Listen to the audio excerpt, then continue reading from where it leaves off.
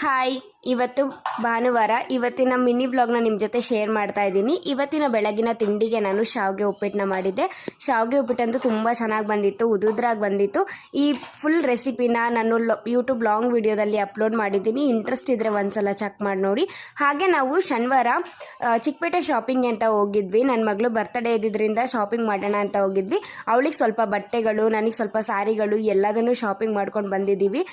ಚಿಕ್ಕಪೇಟೆಯಲ್ಲಿ ಏನೆಲ್ಲ ಶಾಪಿಂಗ್ ಮಾಡಿದ್ದೀವಿ ಅನ್ನೋದನ್ನು ನಾನು ಯೂಟ್ಯೂಬ್ ಲಾಂಗ್ ವಿಡಿಯೋದಲ್ಲಿ ಆಲ್ರೆಡಿ ಅಪ್ಲೋಡ್ ಮಾಡಿದ್ದೀನಿ. ಇಂಟ್ರೆಸ್ಟ್ ಇದ್ದರೆ ಒಂದ್ಸಲ ಚೆಕ್ ಮಾಡಿ ನೋಡಿ.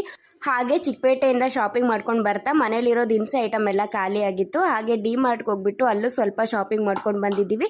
ಏನೆಲ್ಲ ಶಾಪಿಂಗ್ ಮಾಡಿದ್ದೀವಿ, ಎಷ್ಟೆಲ್ಲ ಆಯಿತು, ಎಲ್ಲಾದರೂ ವೀಡಿಯೋನ ನಾನು ಅದ್ರ ಜೊತೆ ಶೇರ್ ಮಾಡಿದ್ದೀನಿ ಯೂಟ್ಯೂಬ್ ಲಾಂಗ್ ವಿಡಿಯೋದಲ್ಲಿ.